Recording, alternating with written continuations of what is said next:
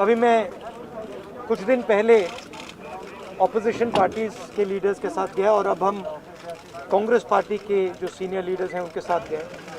राष्ट्रपति से हमने कहा कि ये जो कानून बनाए गए हैं ये किसान विरोधी कानून है और इससे किसानों का ज़बरदस्त नुकसान होने वाला है, मजदूरों का, किसानों का। सरकार ने कहा था कि ये कानून किसान के फायदे के हैं और देश को दिख रहा है कि किसान कानून के खिलाफ खड़ा हुआ है। और मैं प्रधानमंत्री जी से कहना चाहता हूं कि ये किसान हटेगा नहीं। प्रधानमंत्री को ये नहीं सोचना चाहिए कि किसान और मजदूर घर चले जाएंगे, नहीं जाएंगे। जब तक ये कानून वापस नहीं लिया जाएगा, जॉइंट सेशन कीजिए और कानून को एकदम वापस लीजिए, क्योंकि किसान वापस नहीं जाने वाला है। और हम सब, विपक्ष की सब पार्टियां किसानों के साथ, मजदूरों के साथ खड़े हैं और खड़े रहेंगे। जिस प्रकार से ये कानून पास किया गया वो भी बिल्कुल गलत था। बिना डिबेट किए, बिना किसानों से चर्चा किए, बिना मजदूरों से पूछे ये कानून ऊपर से थोप दिए गए और इन कानूनों को हटाना ही पड़ेगा, विद्रॉ करना ही पड़ेगा। सर, कुछ किसानों की मृत्यु हुई है, 30 से ज़्यादा किसानों की सुप्रीम कोर्ट में शिकायत करके मृत्यु हुई है। हम 3 लोग राष्ट्रपति के पास गए हैं, बट हम करोड़ों सिग्नेचर्स लेके गए हैं। हम किसान की आवाज राष्ट्रपति जी को तक ले गए। सर्दी का मौसम है और पूरा देश देख रहा है कि किसान दुख में है, दर्द में है और मर भी रहे हैं। प्रधानमंत्री को सुनना ही पड़ेगा। और मैं एडवांस में चीज बोल देता हूं। मैंने कोरोना के बारे में बोला था कि नुकसान होने जा रहा है। उस समय किसी ने नहीं बात सुनी और आज मैं फिर से बोल रहा हूं, किसान के सामने, मजदूर के सामने कोई भी शक्ति नहीं खड़ी हो सकती है।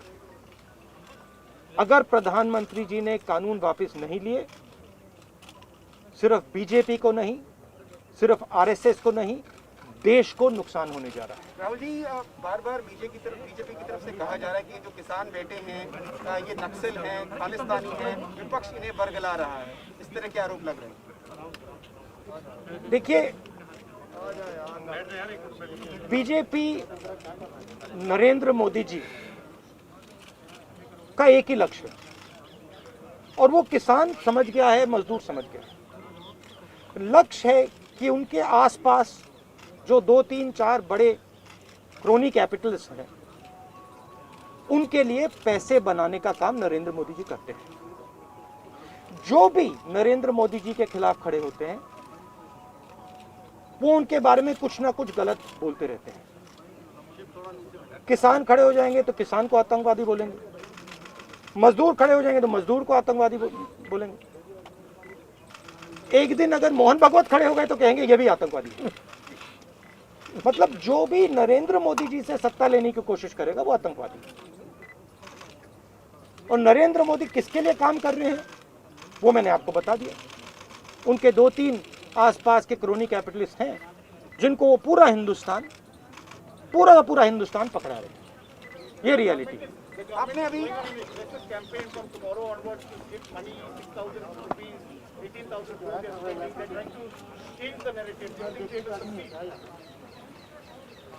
Look, the point is, it's a very simple thing.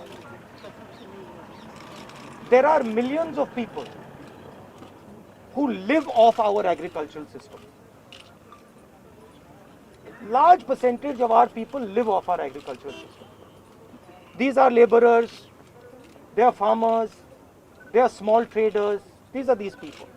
And they are the backbone of the country. Now, we understand that agriculture has to be reformed. What we are saying is that if you destroy this system, these millions of people will have nothing to do. They will not be able to feed themselves. And you will create massive destruction, massive pain in the country. Why is the Prime Minister doing this? It is a very simple calculation. The Prime Minister is doing this because he wants to help 2 or 3 business people. He does not care what happens to these people. He will construct whatever narrative he has to construct to make sure that the wealth transfer that is taking place to 3 or 4 people continues. He will call people terrorists. He will call people anti-nationals. He will call people criminals. He will do whatever he has to do to transfer the wealth from these people, the backbone of this country, to those people, 3 or 4 of them, 5 of them. That's the crux. And we are fighting this. We are saying that in India, where you have destroyed the agricultural system, will not function. Just like I said, take Corona seriously. Corona is going to kill people in massive numbers if you do not act. At that time they said, scaremongering. Now they're not saying scaremongering. When I suggested to the Prime Minister that do not do this in a centralized way, give power to the chief ministers, he didn't do it. He caused thousands and thousands of people to die because he didn't do it. And then afterwards, after I said it in the press conference, he did it. So the point is, you have an incompetent man who is controlled by certain other people. This is what India has to understand. This is what all youngsters have to understand. You have an incompetent man who doesn't understand anything, running a system on the behalf of 3 or 4 other people who understand everything. And their aim is to take huge amounts of money from the poor people of India and put it in their pockets. And that is what we are fighting. And frankly, it doesn't matter what you think right now, because all of you will face this. There's not going to be a single person in this country who's not going to face this. If you're a farmer, you will face it. You're a small businessman, you will face it. You're a journalist, you will face it. This is an assault on the idea of India. That is why we're standing here. That is why I've gone to the president. That is why we've signed these forms. So you posted a tweet about Wydad yesterday about a family which was struggling while doing their farming. But there are several more instances like this. But the BJP is saying that this is just Punjab and farmers who are protesting here at the gate delegates. No other farmer in the country has a problem with the reform. That's just not true. That is just not true. We are not allowed to go out. We are not allowed to go out of the ICC office. The police stops us from going out. Why don't you let us go out? Why don't you let me go and tour in the states? See what happens. Every single farmer of this country, every single labor of this country will stand up. But आप police लगवाते हो, हाथरस जाते हो, arrest करते हो, तो AIC से हमारे MPs को बाहर नहीं निकलने देते हो, और फिर कहते हो कि भैया मतलब सब कुछ ठीक है. और Prime Minister needs to realize that there is a limit to this. आपने थोड़ा सा करना है, आपने 2-3 लोगों की मदद करनी है, थोड़ा सा करना है, आप कर सकते हो. बट जिस प्रकार से नरेंद्र मोदी कर रहे हैं, मैं फिर से दोहरा रहा हूं, हिंदुस्तान के किसी भी युवा को रोजगार नहीं मिलेगा. सारे छोटे बिजनेस, सारे मिडिल साइज बिजनेस खत्म हो जाएंगे. और दूसरी बात याद रखिए, जिस चीज को आप सब भूल गए हैं, चाइना बॉर्डर पे बैठा है. चाइना ने हिंदुस्तान की हजारों किलोमीटर जमीन छीन ली है. प्रधानमंत्री उनके बारे में क्यों नहीं कहते? उसके बारे में चुप क्यों है? तो मेरा कहना है कि पूरा का पूरा कॉम्बिनेशन बन रहा है. एक तरफ आप अपने सिस्टम को तोड़ रहे हो, आप अपने लोगों को लड़ा रहे हो, आप अपने किसान को मार रहे हो, मजदूर को मार रहे हो, और दूसरी तरफ बाहर से फोर्सेस देख रही हैं, कह रहे हैं कि बहुत अच्छा है, नरेंद्र मोदी हिंदुस्तान को कमजोर कर रहा है और हमारे लिए अच्छी अपॉर्चुनिटी बनने जा रही है. मैं देश को बता रहा हूं, मैं वार्निंग दे रहा हूं कि आप देखिए क्या हो रहा है. और मैं आपको भी कह रहा हूं, प्रेस वालों को भी कह रहा हूं, मैं समझता हूं कि आपको सैलरी मिलती है और आपके लिए बहुत मुश्किल है, मैं समझता हूँ बात, इसलिए आप नहीं कह पाते हो जो आपको कहना है। मगर आपके देश को, हमारे देश को बहुत जबरदस्त नुकसान होने वाला है।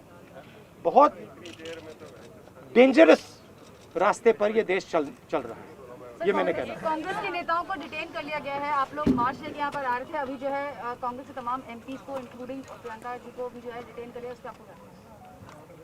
वो तो तरीका है इनका, तरीका है डिटेन करना, मारना पीटना, ये इनका तरीका है। बट हम नहीं डेमोक्रेसी में इस तरीके से डिटेन करना आपको लगता है सही है?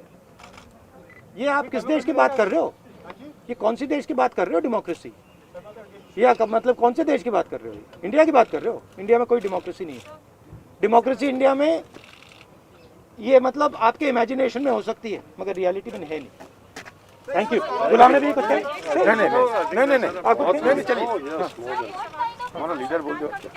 बार-बार इस बात को रख रही है कि जो कृषि कानून है, जो कृषि कानून है, वो निजी क्षेत्र में, कृषि क्षेत्र में निजी इन्वेस्टमेंट को बढ़ावा देते हैं, जो बहुत जरूरी है। आप इसको किस तरीके से देखते हैं, क्योंकि पूरा कैंपेन सरकार का इसी बेस पे और वो हर घर तक, हर गाँव तक ज्यादा जा रहे हैं इस कैंपेन। सवाल ये है इन्वेस्टमेंट कौन करेगा और इन्वेस्टमेंट का फायदा किसको मिलेगा? सवाल ये है। आपकी सर रणनीति नहीं, सुनिए, सवाल ये है कि हिंदुस्तान के एग्रीकल्चरल सिस्टम में कौन इन्वेस्ट करेगा और कौन पैसा बनाएगा? हिंदुस्तान के एग्रीकल्चरल सिस्टम में आज तक किसान ने इन्वेस्टमेंट किया है, मजदूर ने इन्वेस्टमेंट किया है।